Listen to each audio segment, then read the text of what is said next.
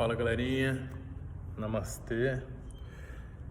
Meu nome é André, para quem não me conhece, eu sou farmacêutico natural ou farma. E eu resolvi gravar esse vídeo porque muita gente vem me procurando para saber sobre se existe terapias naturais, né, métodos totalmente naturais para curar distúrbio de ansiedade e depressão. E assim, eu acabei me aprofundando, pesquisando, né, estudando sobre isso para dar uma resposta mais assertiva para essas pessoas, porque na faculdade de farmácia a gente aprende como a farmacologia dos medicamentos age no seu corpo, né? E isso foi muito importante para saber como surgem esses distúrbios, tá? Então, assim, primeiramente que eu acabei descobrindo números alarmantes sobre isso. Primeiro que, segundo a Organização Mundial da Saúde, o Brasil é o campeão de ansiosos e depressivos. Eu acho que em 2016 eram mais de 16 milhões de habitantes que sofriam dessas desordens. Hoje com certeza aumentou muito mais, ainda mais nessa época de pandemia, quarentena, distanciamento social e essa cultura do medo, né, do pânico que a mídia impõe na gente, de você liga a TV e é só morte, é só desgraça em tudo quanto é lugar. Bom, para vocês terem uma noção, a venda de Rivotril na quarentena em 2 meses aumentou mais de 20%, né? E assim, é sabido que medicamento não cura a doença de ninguém, não te ajuda a curar, e sim só diminui seus sintomas. Você vai tomar um remedinho, um antidepressivo ou um ansiolítico, você vai se sentir bem na hora por um curto período de tempo, mas depois você vai voltar com um agravamento muito pior. Então assim, a gente precisa saber de onde vem a causa dessa doença e tratar a causa, diferente da medicina atual que trata a sintomatologia, mas aqui a gente vai aprender, desmistificar algumas coisas para a gente entender como aplicar essas práticas naturais no seu dia a dia. Primeiramente, se você procurar dar um Google aí, eu não vou me aprofundar nisso, senão vai ficar muito extenso. Nós não somos apenas corpo físico, né? Nós também somos energia, nós temos um corpo astral, corpos mais sutis, além desse corpo mais denso, que é o corpo físico e esses corpos que a gente enxerga. O corpo físico, na verdade, é um agregado de moléculas, né, que juntas elas formam o nosso corpo. Mas se a gente começar a olhar cada vez mais para trás, essas moléculas são átomos que têm energia, que está tudo em vibração para poder se unir e formar o que nós enxergamos. E além de tudo isso, está o que a gente sente, né? Eu estou explicando isso para vocês porque existe um corpo, que é o corpo astral nosso, que ele é o que guarda todos os nossos traumas, não só dessa vida, mas de outras vidas.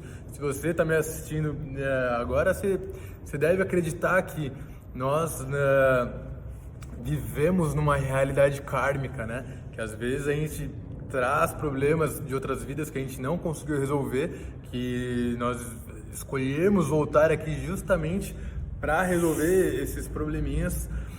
Ou não, ou até são traumas de infância que ficaram guardadas nesse corpo astral que ele é inconsciente.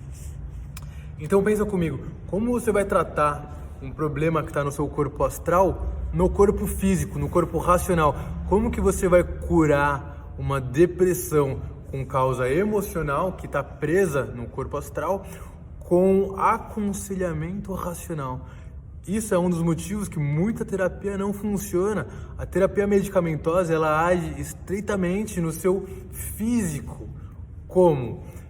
Se você procurar as classes desses medicamentos, nós temos inibidores da ECA, nós temos inibidor da recaptação de dopamina e serotonina. Eu não vou explicar tudo isso para vocês, senão vai ficar muito complexo. Eu quero falar de uma maneira que vocês entendam. Eu vou explicar rapidinho o conceito dessa desordem orgânica na cabeça das pessoas e se vocês tiverem interesse eu faço um vídeo aprofundando só sobre isso. Então, por exemplo, um inibidor da recaptação de serotonina. A serotonina todo mundo conhece, é igual a dopamina, a GABA, são neurotransmissores que regulam essa ação do humor, né? Então, um neurotransmissor tem um receptor e um local que ele manda um impulso sináptico, né? Então, assim, dentro desse receptor existe o neurotransmissor que dá aquela informação. Depois que ele dá a informação, ele é reabsorvido para passar para o próximo. Entendeu? Então, esses inibidores da recaptação vão inibir que ele volte para dentro da célula para ele ficar mais tempo na fenda sináptica, fazendo aquela troca de informação. Ou seja, você, quando inibe, você faz o hormônio ou esse neurotransmissor da felicidade, regulando esse humor, agir por mais tempo. Só que ao invés disso, por que a gente não tenta suprir a falta? O que significa isso? Se você tem menos neurotransmissores, vamos ver qual que é a causa. Por que você está tendo menos desses neurotransmissores? E muitas vezes, foi como eu disse antes, isso é tudo um conjunto. Então, por exemplo, a alimentação, é sabido que existem alimentos responsáveis pela produção e amplificação desses neurotransmissores. Então, por que não suplementar esse tipo de alimento na sua dieta? Além do mais, o outro motivo que eu estou fazendo esse vídeo para vocês é que os profissionais da saúde sabem alguns termos que é meio óbvio pra gente, mas olha que interessante. Ontem uma amiga minha de Curitiba me mandou uma publicação do Dr. Baracate, que é um médico que a gente gosta muito, e falando que o nosso intestino ele é responsável por mais de 90% da produção de serotonina do nosso organismo. E por isso que ele é considerado o nosso segundo cérebro. Então o que todo mundo pensa, o que a população acha, é que o nosso intestino serve apenas para absorver os nutrientes e tudo que você precisa que estão nos alimentos e transforma em fezes e manda o bolo fecal para fora. Mas não, ele é um órgão importantíssimo. Ele é a habitação, ele é a casa de mais de 3 trilhões de bactérias boas.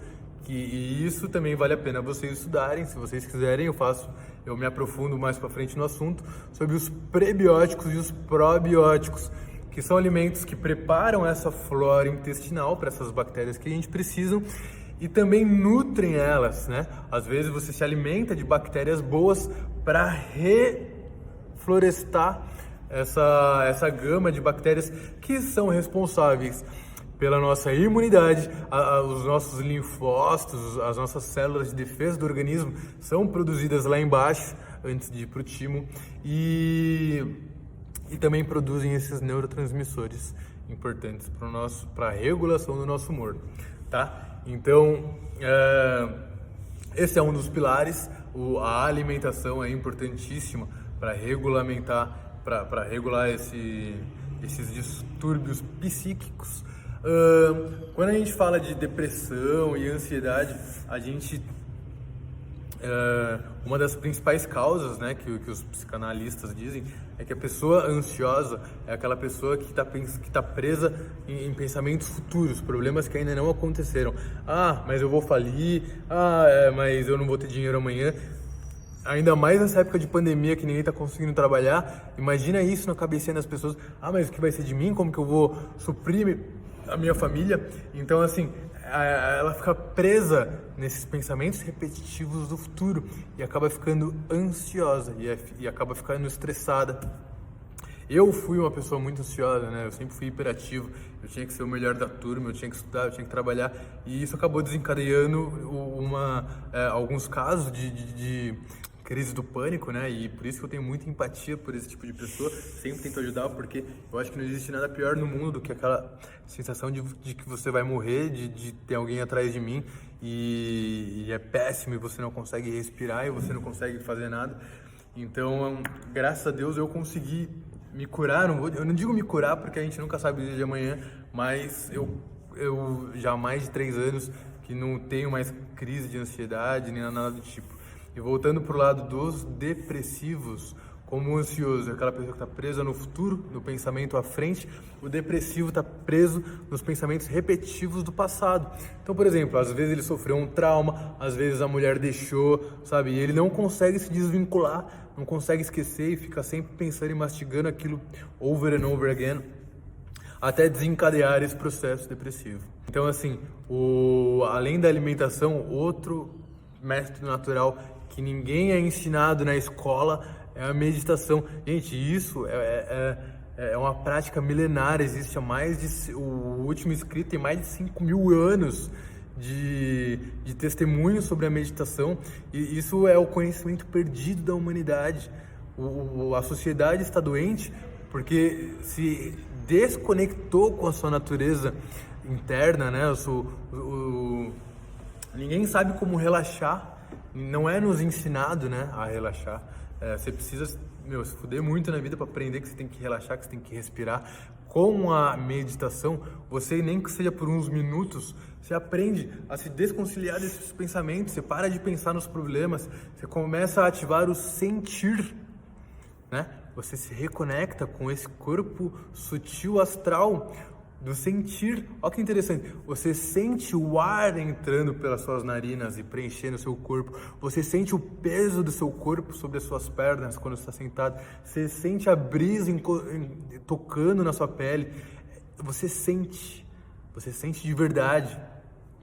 E assim você se conecta com o aqui e o agora. Ó, que legal, com a prática da meditação, você aprende a se desvincular com esses pensamentos repetitivos do futuro ou do passado e começa a treinar o seu corpo a pensar no agora. Como que você vai pensar numa solução para um problema que está rolando agora se você está preso no futuro? Com a meditação, você fala, vou achar uma solução, aí simplesmente aparece, porque você não conseguiu dar espaço pro novo, né?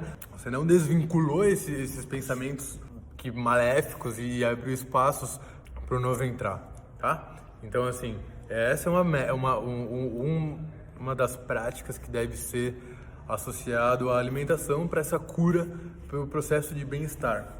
E não tem como falar de meditação se nós não falarmos da respiração. O ser humano hoje em dia não sabe respirar. Gente, eu aprendi isso no meu último curso agora de yoga. Se você não conhece a anatomia do seu corpo, como que você vai entender como você pensa, né? A respiração, o processo de respiração, ele não é apenas pulmonar, né? Você tem todo um corpo para respirar, o seu pulmão não tem músculo. Ele precisa dos músculos conectados a ele para abrir, expandir, criar espaço para trazer ar, para exprimir, colocar o ar para fora. Só a respiração pulmonar são cerca de 30% da nossa capacidade respiratória. Você tem um diafragma para respirar para você. Você tem uma caixa torácica que é toda revestida de músculos que conectados no pulmão abrem para entrar o ar e fecham para te ajudar a respirar.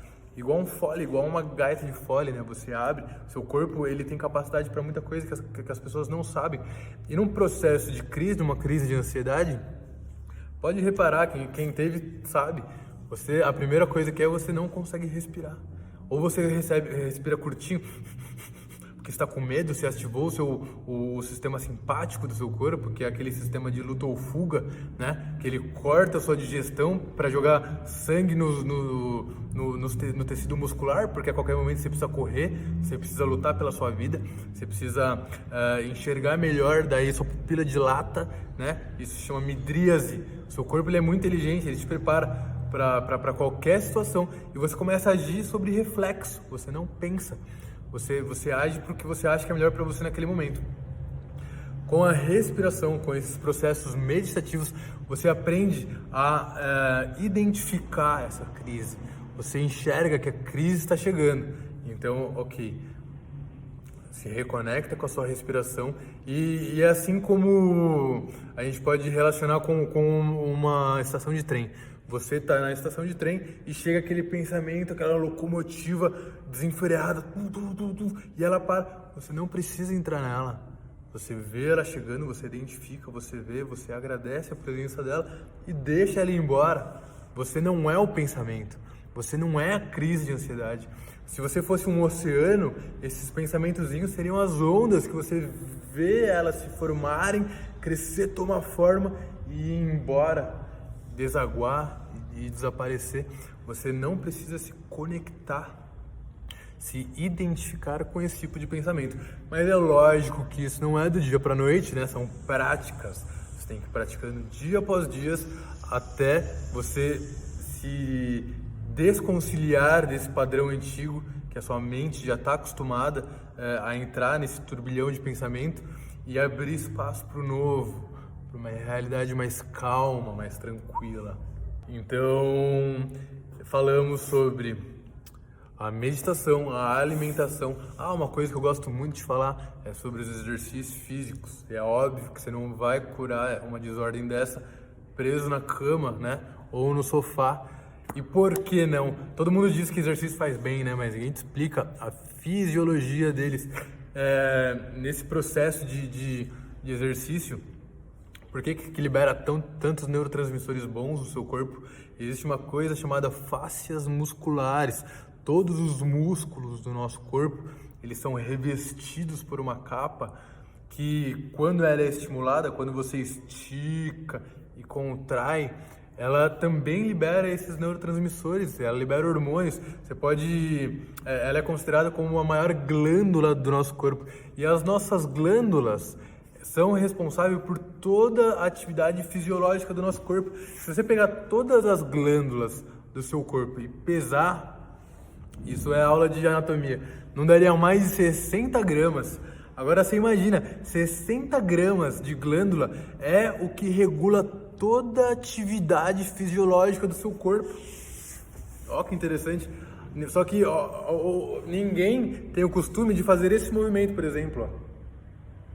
Ninguém rotaciona o pescoço. As pessoas vão perdendo a mobilidade com os anos porque esquece os movimentos básicos do corpo. Ninguém te ensinou. Você acha que só se espreguiçar tá bom, mas você já parou para pensar como se sente melhor se espreguiçando? E isso tudo são técnicas naturais de você reativar esse processo normal do corpo, essa fisiologia. Olha como o yoga é importante nessa parte. Quando você faz torções ou esses movimentos que o povo adora tirar foto, né? Você está espremendo seus órgãos. Seus órgãos são como esponjas, eles são moles. Quando você espreme ele, você está liberando toda a toxina que está presa lá há muito tempo. É um processo de limpeza, é um kriya, como se diz em sânscrito. E quando você expele toda essa impureza, você abre espaço para o novo. Você inspira energia boa e enche seus órgãos e renova eles. Tanto eles quanto as suas glândulas. As suas glândulas também precisam ser trabalhadas. Você precisa movimentar o seu corpo, abrir espaço para o novo, tá? Exercício físico. Bom, essa é só uma palhinha para vocês. Eu tentei fazer um vídeo não tão científico. Se você tiver dúvida, pode vir falar comigo. Eu estou sempre disposto a ajudar. Essa parte de respiração, existem no yoga os pranayamas, que seriam o exercício do prana. Prana é essa bioenergia que existe na natureza, né? Que existe no ar. Segundo a Bíblia, né? Quando Deus formou o barro, ele soprou essa energia divina nas narinas de Adão e ele tomou vida. E é essa energia que faz o nosso coração bater, que faz os nossos órgãos trabalhar sem a gente precisar mandar, tá? Então é isso que a gente precisa trabalhar. Se você olhar para a natureza, ela é tão sábia. Olha o galo, quando ele acorda, ele bate as asas e cacareja, né? Porque ele está limpando o corpo dele, está trazendo o oxigênio, prana, essa bioenergia para dentro. E assim como os animais, quando nós dormimos, a gente diminui a nossa frequência respiratória. Quando a gente acorda, nosso corpo está 60% mais sujo do que o normal. Ele está ácido. Você precisa trazer essa respiração de volta. Você precisa limpar com oxigênio. E não só isso, né? De manhãzinha, existem hábitos diários que nós precisamos fazer para desintoxicar. Por exemplo, quando você está dormindo, isso tudo é a filosofia Ayurveda, né? São livros que existem há mais de 5.000 anos, que eles ensinam você a limpar seu corpo. Naquela época, eles já ensinavam a limpar o corpo. Hoje em dia, é o conhecimento perdido, né? Por isso que a sociedade inteira está doente. Então, relaxa que não é culpa sua, né? Tá todo mundo assim, ninguém ensinou isso quando a gente era pequeno. Mas olha que interessante, quando você dorme, seu corpo continua trabalhando, né? Então, Essas toxinas, que são produtos do metabolismo, muitas delas ficam na língua quando você acorda. Quando você acorda com aquela capa branca na língua, aquilo tudo é toxina. Então, existem os raspadores de língua para isso, né? Você acordou, raspa sua língua de manhãzinha e tira toda aquela capa de toxina que está presa na língua. Porque o que as pessoas fazem normalmente, né? Acorda e já vai direto pro copão d'água. Você já tá mandando para dentro do corpo tudo que seu corpo trabalhou a noite inteira para limpar. E você não tá ajudando nada a você mesmo, né? E depois disso, a segunda coisa, depois de fazer sua higiene, vai lá e toma um copão com limão, né? A galera não faz mais isso. O limão, ele é o melhor antioxidante. Esse produto do metabolismo que a gente gera quando a gente está dormindo, também gera radicais livres, que são altamente reativos. Esses radicais livres podem matar as células só de encostar nelas, né? Porque eles são muito reativos. E isso causa envelhecimento precoce, porque é uma morte celular desenfreada. Então, acorda de manhãzinha, toma um limão espremido com água, faz um shotão antioxidante para aumentar a sua imunidade todo dia de manhã. Extremamente natural, você vai economizar tanto com médico, com remédio. Falando em economia, e o que uma pessoa, aonde ela vai quando ela tá com essas doenças psíquicas, né? Vai no psiquiatra. Eu parei para pesquisar, você acha preço de 100 a 500 reais a consulta, né? Com o psiquiatra. Então, se você pegar uma média de 250 por consulta, a pessoa, se você parar pra pensar comigo, ela não vai uma vez por mês, né? Ela tem que ir no mínimo uma vez por semana. Então, 4 vezes em 50 daria R$1.000 por mês. Em um ano com essa consulta, daria R$12.000, mais o remedinho, né? Então, o cara vai lá e te prescreve um psicotrópico, chutando baixo, você gastaria R$100 por mês em remédio fora consulta. Você já gastou mais de R$13.000 por ano, só tratando o corpo físico, só recebendo aconselhamento racional que não vai chegar no seu verdadeiro problema, tá? Então, fica a minha dica, trago essa ótima notícia para vocês, que existe sim uma terapia completamente natural para você curar essas desordens. Só que é bom pontuar aqui também que, segundo os especialistas, existem 2 tipos de doentes, né? Há o ansioso depressivo, que ele sabe que existe uma cura, só que ele ainda não conseguiu e ele continua procurando porque ele quer ser curado. E existe aquele outro tipo de pessoa que já entrou no vitimismo, né? Ele já é o coitadinho da empresa, ele já caiu no INSS, ele já recebe uma ajuda do governo, ele recebe aquela atenção especial da família, né? Ai, mas ele é depressivo, eu preciso fazer uma comidinha especial para ele, eu preciso dar uma atenção para ele. E ele não quer ser curado, ele é aquele cara que ele veio pra terapia só porque o pai obrigou. Ele falou, meu pai falou que essa aqui é bom pra mim, só que não vai funcionar, porque eu já fui em inúmeras outras e nunca funcionou. Então, assim, não dá para ajudar alguém que não quer ser ajudado. Eu continuo me aprofundando, eu descobri essa vasta mundo da psicanálise e do yoga e da medicina alternativa. E como eu sempre digo, conhecimento bom é conhecimento compartilhado. Da mesma forma que eu me curei com isso, eu acredito que todo mundo pode se curar sem gastar esse rio de dinheiro e de forma que seu corpo agradece. Tudo que é natural, tudo que vem da natureza, o seu corpo vai agradecer e o ambiente também, tá bom? Fiquem todos com Deus, namastê, e qualquer dúvida pode entrar em contato comigo. Tamo junto.